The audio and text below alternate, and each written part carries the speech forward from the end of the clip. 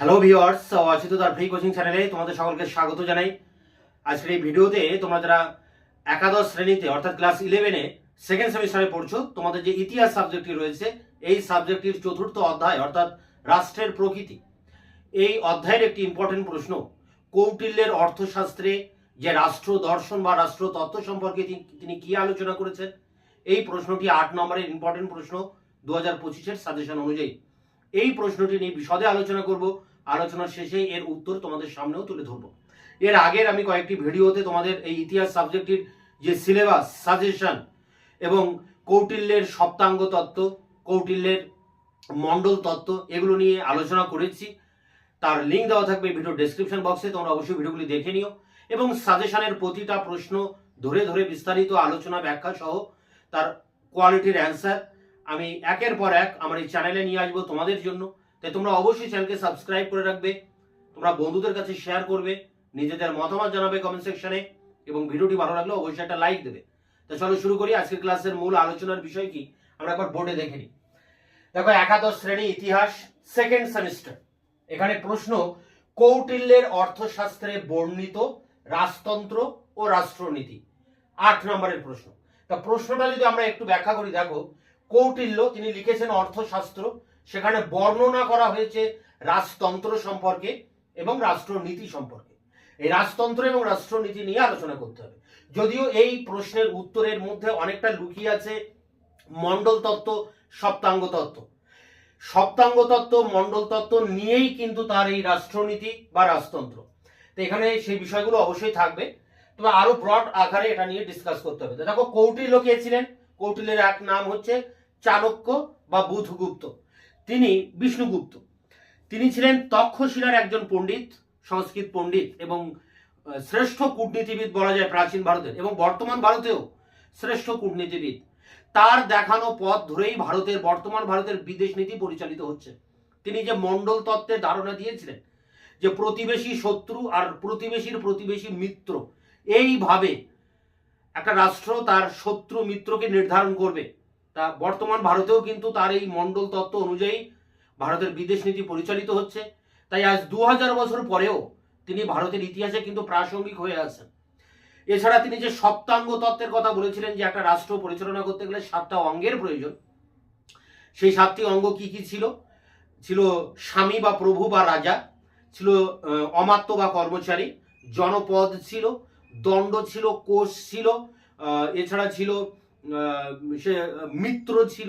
এরকম 7টি অঙ্গ রয়েছে যেগুলোর সাহায্যে একটা রাষ্ট্র এগিয়ে চলবে বা টিকে থাকবে। এগুলো না থাকলে রাষ্ট্র দুর্বল হয়ে পড়বে। তাই সপ্তাঙ্গ তত্ত্ব এবং মণ্ডল তত্ত্ব তোমাদের জন্য ইম্পর্টেন্ট আছে, 3 বা 4 নম্বরের জন্য। এর আগের ক্লাসে আলোচনা করেছি, তোমরা দেখে নিও ভিডিওগুলো, তাহলে বুঝতে পারবে। এখন বিষয় হচ্ছে কৌটিল্য কে ছিলেন? কৌটিল্য ছিলেন চন্দ্রগুপ্ত মৌর্যের প্রধানমন্ত্রী। এই চন্দ্রগুপ্ত মৌর্য কে ছিলেন? তিনি ছিলেন ভারতের প্রথম ঐতিহাসিক সম্রাট। তিনি মগধের সিংহাসনে মৌর্য বংশ প্রতিষ্ঠা করেন, এই চন্দ্রগুপ্ত মৌর্য। এবং এর আগে যে রাজা ছিলেন ধননন্দ, মানে নন্দ বংশের রাজা, তাকে উচ্ছেদ করেন, করে সেই জায়গায় চন্দ্রগুপ্ত মৌর্য বংশ প্রতিষ্ঠা করে সারা ভারতব্যাপী একটা সাম্রাজ্য তৈরি করেন এবং ভারতবর্ষে একটা সুন্দর প্রশাসনিক ব্যবস্থাও গড়ে তোলেন। তা এই কাজে তিনি সাহায্য পেয়েছিলেন বা তাকে সাহায্য করেছিল তার প্রধানমন্ত্রী এই কৌটিল্য বা চাণক্য বা বিষ্ণুগুপ্ত। এবং প্রধানমন্ত্রী হওয়ার পর এই কৌটিল্য একটা গ্রন্থ লেখেন যার নাম অর্থশাস্ত্র। কিন্তু এই গ্রন্থটি আমরা বর্তমানে আজ থেকে প্রায় 100 বছর কি 120 বছর আগে 1903 খ্রিস্টাব্দে এই ডক্টর শ্যাম শাস্ত্রী এই গ্রন্থটি আবিষ্কার করে আমাদের সামনে তুলে ধরেন। যদিও জার্মান ঐতিহাসিক উইন্টার নিডস এবং ডক্টর A.L. বাসাম, মার্কিন গবেষক, এনারা মানেন না যে কৌটিল্যই অর্থশাস্ত্র রচনা করেছেন। তবে ভারতের অধিকাংশ ঐতিহাসিকরা মেনে নিয়েছেন যে কৌটিল্যই অর্থশাস্ত্র রচনা করেছিলেন। তো যাই হোক, তার অর্থশাস্ত্রে কি রয়েছে? মৌর্য যুগের ইতিহাস যদি আমাদেরকে জানতে হয়, তাহলে প্রধান উপাদান অর্থাৎ মৌর্য যুগের ইতিহাস জানার একমাত্র আকর গ্রন্থ, একমাত্র সোর্স এই কৌটিল্যের অর্থশাস্ত্র। কৌটিল্যের অর্থশাস্ত্র থেকে মৌর্য যুগের সমাজ, রাজনীতি, অর্থনীতি, ধর্ম, নারীদের অবস্থা, সমাজের অবস্থা, প্রজাদের অবস্থা, রাজার অবস্থা, রাষ্ট্রনীতি, সমস্ত কিছু জানা যায়। এক কথায় মৌর্য যুগের ইতিহাস জানা যায় এই কৌটিল্যের অর্থশাস্ত্র থেকে। এছাড়া কৌটিল্য তার এই গ্রন্থে অর্থাৎ অর্থশাস্ত্রে একজন রাজার কি কি কর্তব্য, রাজা কোনটা করবেন কোনটা করবেন না, রাষ্ট্রনীতি কেমন হওয়া উচিত, রাজার নীতি কেমন হওয়া উচিত, কিভাবে রাষ্ট্র তার শত্রু বা মিত্রকে নির্ধারণ করবে, বা রাষ্ট্রের গুরুত্বপূর্ণ অঙ্গগুলো কি, প্রশাসনিক কাঠামোটা কেমন হবে, কর্মচারীদের নিয়োগ করতে গেলে কিভাবে পরীক্ষা করে তাদেরকে নিয়োগ করতে হবে, সমস্ত দিক চুলচেরা বিশ্লেষণ করে তার নির্দেশ দিয়ে গেছেন এই অর্থশাস্ত্রে। তাই কৌটিল্যের অর্থশাস্ত্র একটা প্রামাণ্য ঐতিহাসিক গ্রন্থ তো বটেই, ভারতের ইতিহাসে এবং বর্তমান ভারতের পররাষ্ট্র নীতির ক্ষেত্রেও এই কৌটিল্যের অর্থশাস্ত্র একটা মানে আকর উপাদান হিসেবে বর্তমান রয়েছে। তো দেখো, কৌটিল্যের অর্থশাস্ত্রে আমরা দুটো পাঠে আমরা এই প্রশ্নটা আলোচনা করব। একটা হচ্ছে রাজতন্ত্র, অর্থাৎ রাজার কি কর্তব্য ছিল, রাজার কি নীতি হওয়া উচিত সেটা নিয়ে আলোচনা করেছেন তিনি রাজতন্ত্রে, এবং রাষ্ট্রনীতি, রাষ্ট্রের নীতিটা কেমন হওয়া উচিত সেটা নিয়ে আলোচনা করেছেন রাষ্ট্রনীতিতে। দুটি পার্ট আছে, একটা রাজতন্ত্র একটা রাষ্ট্রনীতি। তা প্রথমে আমরা আলোচনা করছি দেখো রাজতন্ত্র নিয়ে। তা রাজতন্ত্রের উপরে তিনি তিনটি কথা মানে তিনটি বিষয় আলোচনা করেছেন। এক, ধর্মনিরপেক্ষ প্রশাসনিক তত্ত্ব, দুই, রাজার ক্ষমতা কেমন হবে, আর তিন, রাষ্ট্রের ধর্মনিরপেক্ষতা। এই তিনটি পয়েন্টের উপরে আলোচনা করতে হবে। তা দেখো, প্রথমে রয়েছে ধর্মনিরপেক্ষ প্রশাসনিক তত্ত্ব। এই যে কৌটিল্যের অর্থশাস্ত্র, এই অর্থশাস্ত্রে কৌটিল্য ধর্ম নিরপেক্ষ যে শাসন সেই শাসনের কথা বলে গেছেন।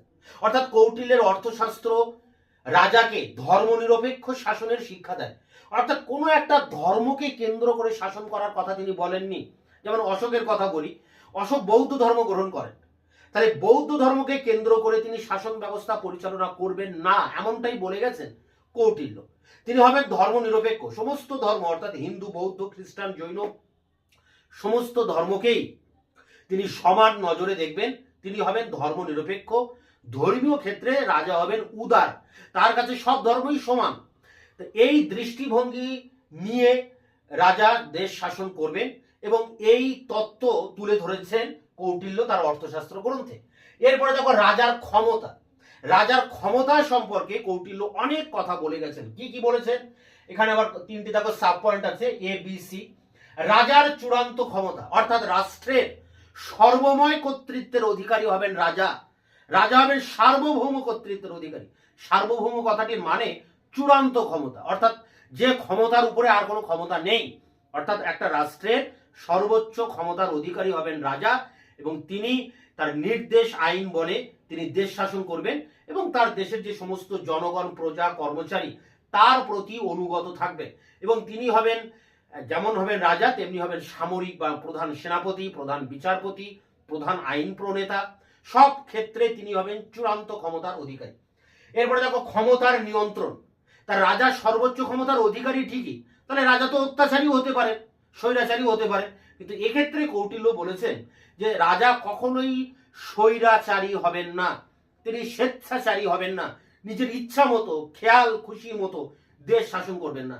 তার এই ক্ষমতা কিছুটা নিয়ন্ত্রণ করবে প্রাকৃতিক আইন, প্রচলিত রীতিনীতি, ধর্মীয় বিধি নিষেধ, এগুলোকে মান্যতা দিয়ে রাজা দেশ শাসন করবেন।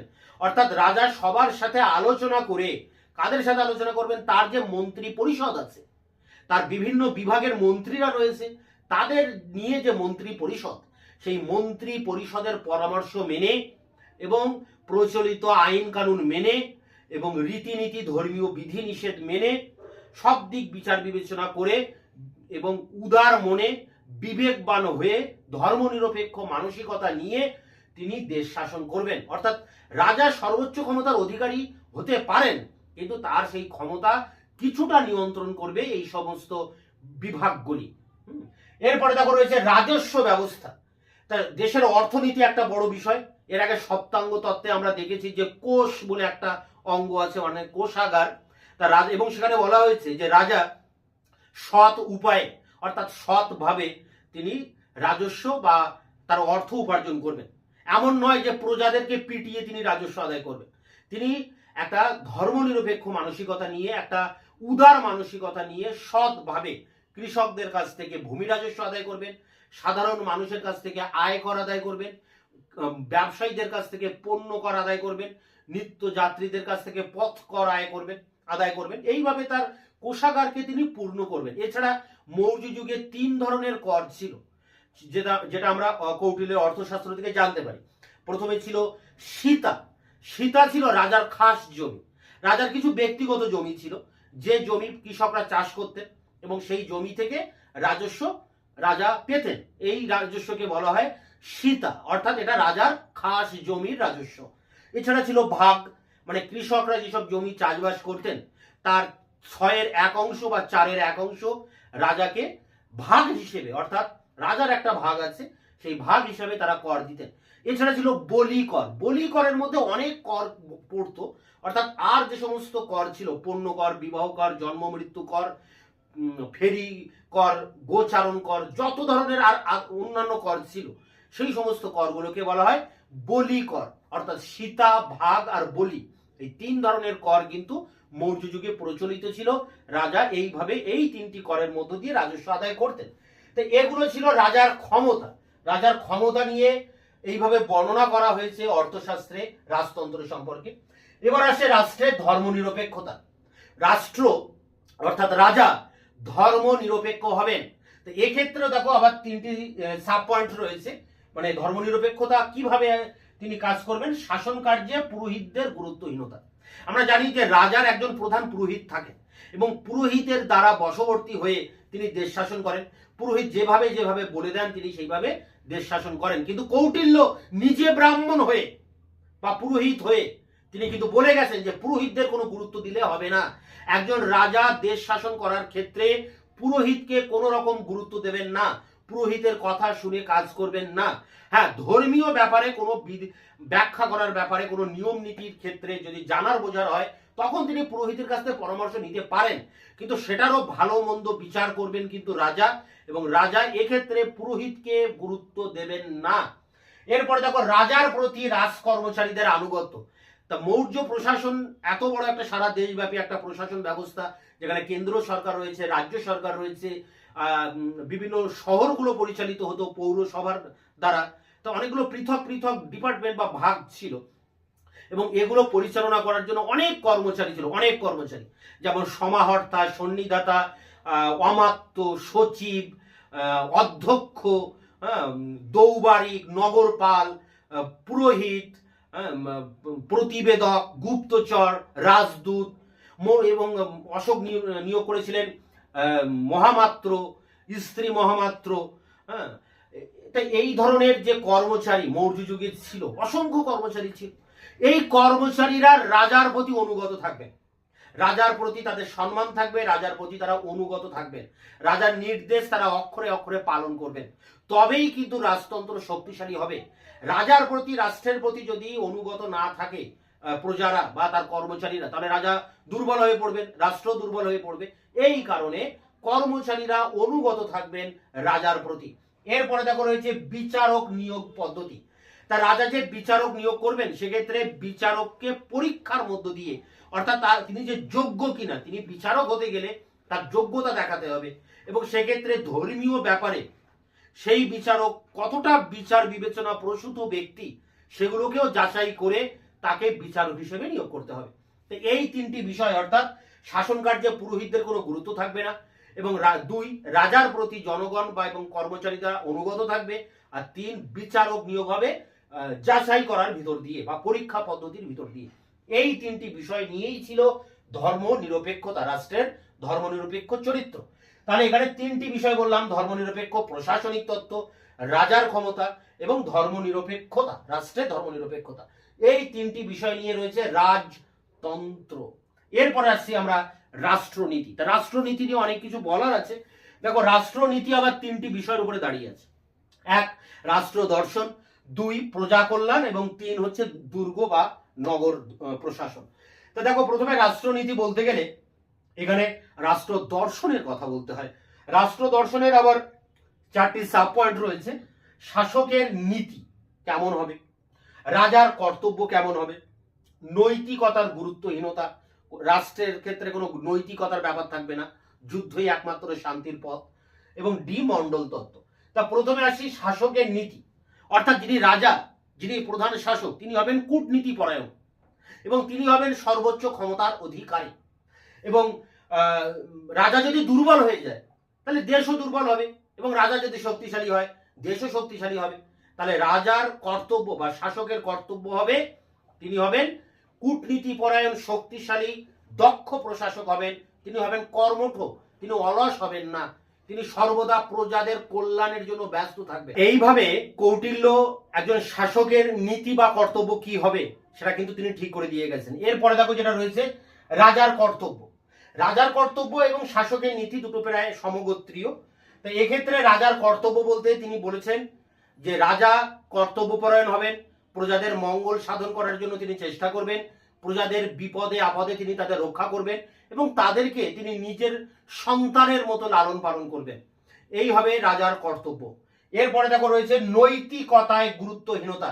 অর্থাৎ কৌটিল্য বলেছেন যে একটা রাষ্ট্র পরিচালনা করতে গেলে নৈতিকতার কোনো স্থান নেই, নীতিকথার কোনো স্থান নেই, এবং এক্ষেত্রে কোনো সমস্যা দেখা দিলে বল প্রয়োগ করে, সামরিক শক্তি প্রয়োগ করে সেখানে শান্তি স্থাপন করতে হবে। অর্থাৎ কৌটিল্য এক্ষেত্রে যুদ্ধই শান্তির একমাত্র পথের কথা বলেছেন।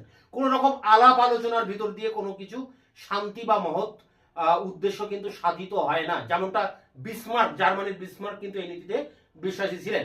তা যাই হোক, কৌটিল্য এখানে বলেছেন নৈতিকতার কোনো স্থান নেই রাষ্ট্রের ক্ষেত্রে, যুদ্ধই শান্তির একমাত্র পথ। এরপরে রয়েছে মন্ডল তত্ত্ব। তা মন্ডল তত্ত্ব কি এর আগের ক্লাসে আমি বলেছি, তবু এখানে একটু শর্টকাটে বলি যে মন্ডল তত্ত্ব বলতেই যে একটা রাষ্ট্র, তার পাশে অনেকগুলো প্রতিবেশী রাজ্য রয়েছে, এই প্রতিবেশী রাজ্যগুলি হচ্ছে তার শত্রু, এবং এই প্রতিবেশী দেশের সাথে সবসময় যুদ্ধ লেগেই আছে। তবে প্রতিবেশীর প্রতিবেশী যিনি, অর্থাৎ দূরবর্তী যে প্রতিবেশী, সেই প্রতিবেশীটি হচ্ছে কিন্তু মিত্র। তাই একটা রাষ্ট্রের উচিত একটা শত্রু দেশকে তার প্রতিবেশী অন্যান্য মানে মিত্র রাষ্ট্রের দ্বারা তাকে মণ্ডলিত করা, তাকে ঘিরে ফেলা, ঘিরে তাকে আবদ্ধ করে রাখা, শত্রুকে পরিবেষ্টিত করে রাখা। অর্থাৎ মণ্ডল তত্ত্বের মূল বক্তব্য যে প্রতিবেশী রাষ্ট্র শত্রু রাষ্ট্র এবং প্রতিবেশীর প্রতিবেশী যিনি তিনি মিত্র রাষ্ট্র। তাই রাষ্ট্রের উচিত হবে এইভাবে তার শত্রু মিত্র নির্ধারণ করা। এই বিষয়টাকে বলা হয় মণ্ডল তত্ত্ব। এরপরে দেখো যেটা রয়েছে, এটা আমরা বললাম রাষ্ট্র দর্শন নিয়ে। তাহলে রাষ্ট্র দর্শনের তিনটি বিষয় নিয়ে আলোচনা করলাম: শাসকের নীতি, রাজার কর্তব্য কি, এবং রয়েছে নৈতিকতার কোনো গুরুত্ব নেই, এবং মণ্ডল তত্ত্ব। এই চারটি বিষয় নিয়ে রয়েছে রাষ্ট্র দর্শন। এরপর আছে প্রজা কল্যাণ। প্রজা কল্যাণের ক্ষেত্রে রাষ্ট্র সবসময় বা রাজা সবসময় প্রজাদের মঙ্গল সাধনের চেষ্টা করবেন।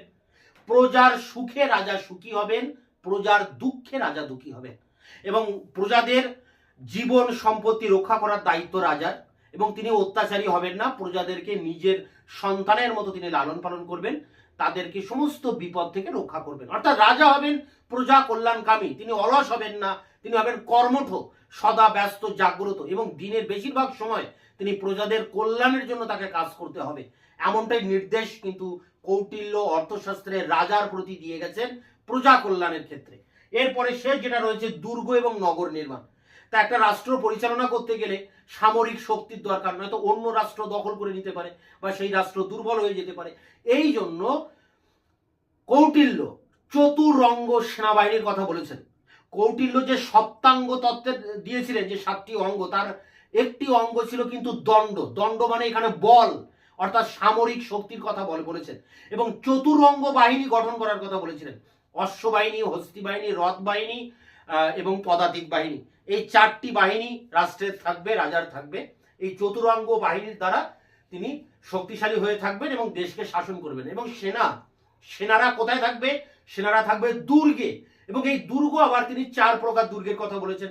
জল দুর্গ, জল চতুর্দিকে জল বেষ্টিত; নগর দুর্গ, নগরের ভিতরে রয়েছে; মরু দুর্গ, মরুভূমির ভিতরে রয়েছে; বন দুর্গ, বনভূমির মধ্যে রয়েছে; বা পাহাড় দুর্গ, পাহাড় ঘেরা অঞ্চলে রয়েছে, পাহাড় বা গুহা দুর্গ।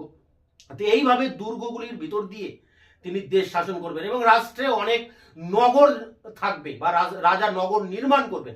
কেন নগর নির্মাণ করবেন? কারণ নগর নির্মাণ করলে তবে ব্যবসায়িক আদান প্রদান হবে এবং দেশ উন্নত হবে, দেশের অর্থনীতি মজবুত হবে, বিদেশের সাথে ব্যবসা বাণিজ্য হবে, বৈদেশিক মুদ্রা আদান প্রদান হবে, দেশের অগ্রগতি হবে, উন্নতি হবে।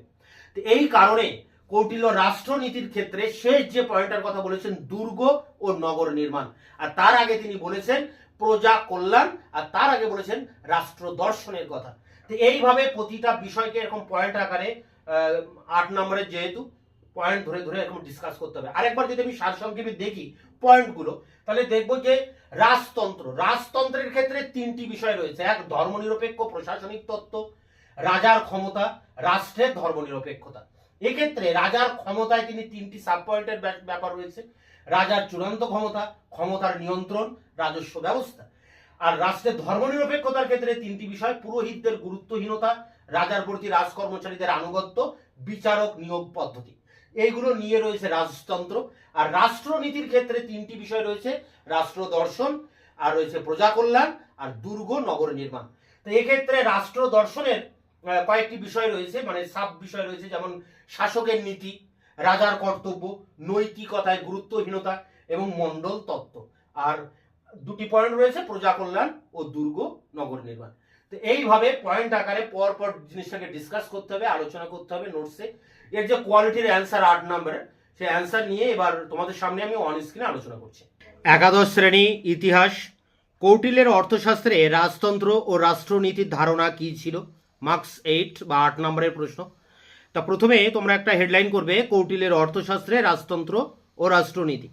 তা প্রথমে আমরা রাজতন্ত্র নিয়ে আলোচনা করব। দেখো এখানে মেন পয়েন্ট রাজতন্ত্র, এর অধীনে 3টি সাব পয়েন্ট রয়েছে। প্রথমে রয়েছে ধর্মনিরপেক্ষ প্রশাসনিক তত্ত্ব। অর্থশাস্ত্র হলো ধর্মনিরপেক্ষ প্রশাসনিক তত্ত্ব, ধর্মনিরপেক্ষ প্রশাসন পরিচালনার শিক্ষা দেয় অর্থশাস্ত্র। এরপরে দেখো রয়েছে রাজার ক্ষমতা। রাজার ক্ষমতাগুলি আবার অনেকগুলো সাব পয়েন্টে ভাগ করা রয়েছে। যেমন প্রথমে আছে রাজার চূড়ান্ত ক্ষমতা। অর্থশাস্ত্র অনুসারে রাষ্ট্রের সর্বোচ্চ ক্ষমতার অধিকারী হবেন রাজা। তিনি রাষ্ট্রের প্রধান অঙ্গ এবং পার্থিব জগতে চূড়ান্ত সার্বভৌম কর্তৃত্বের অধিকারী। তার কর্তৃত্বকে উপেক্ষা বা অমান্য করার ক্ষমতা কারো নেই। এরপরে দেখো বি, ক্ষমতার নিয়ন্ত্রণ। অবশ্য রাজার ক্ষমতার উপর কিছু নিয়ন্ত্রণ আরোপের কথা অর্থশাস্ত্রে বলা হয়েছে, কেননা রাজাই রাষ্ট্র নয়, তিনি রাষ্ট্রের অংশ মাত্র। রাষ্ট্র পরিচালনায় অনেকের সাহায্য তার প্রয়োজন। এর মধ্যে উল্লেখযোগ্য হলেন রাজার মন্ত্রিমণ্ডলী। এরপরে দেখো সি, রাজস্ব ব্যবস্থা। কৌটিল্য তার গ্রন্থে 3 প্রকার রাজস্বের কথা বলেছেন: সীতা, ভাগ এবং বলি। 1, সীতা রাজার খাস জমি, সীতা থেকে রাজার ভালোই আয় হতো।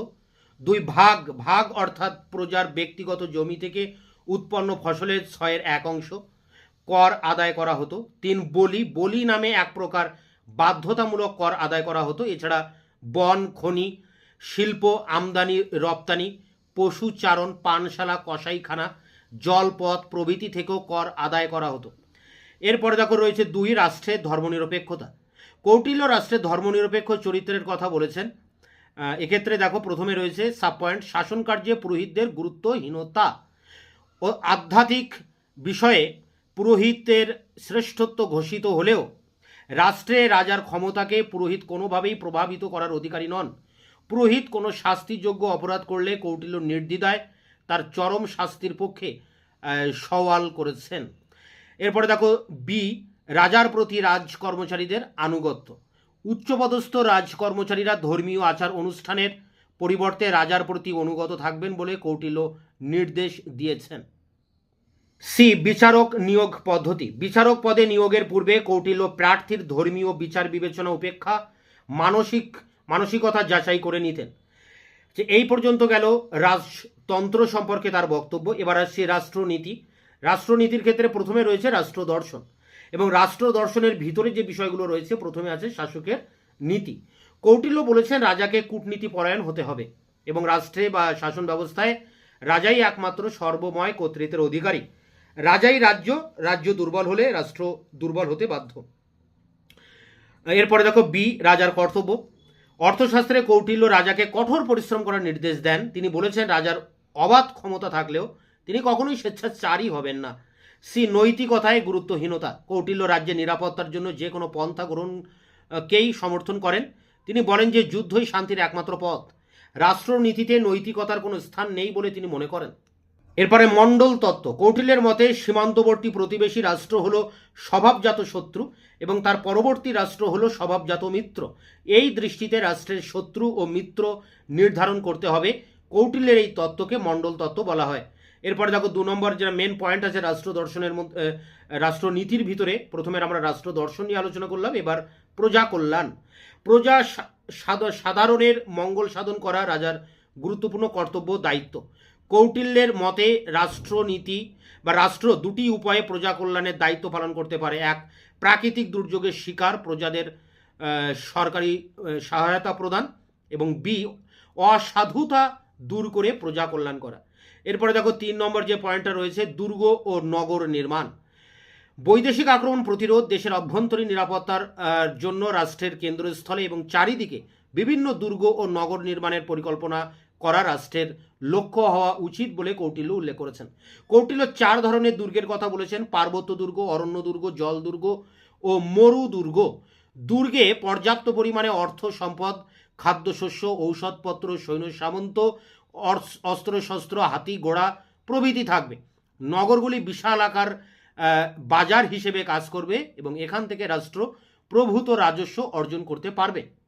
উপসংহার: কৌটিল্য ছিলেন চন্দ্রগুপ্ত মৌর্যের মন্ত্রী ও প্রধান পরামর্শদাতা, তাই স্বাভাবিকভাবেই তিনি তার অর্থশাস্ত্র গ্রন্থে মৌর্য রাজতন্ত্র ও রাষ্ট্রনীতি কেমন হওয়া উচিত তার ব্যাখ্যা দিয়েছেন। কৌটিল্যের এই ব্যাখ্যা সমকালের রাজনীতিতে একটি গুরুত্বপূর্ণ রাষ্ট্রতত্ত্বের জন্ম দিয়েছিল।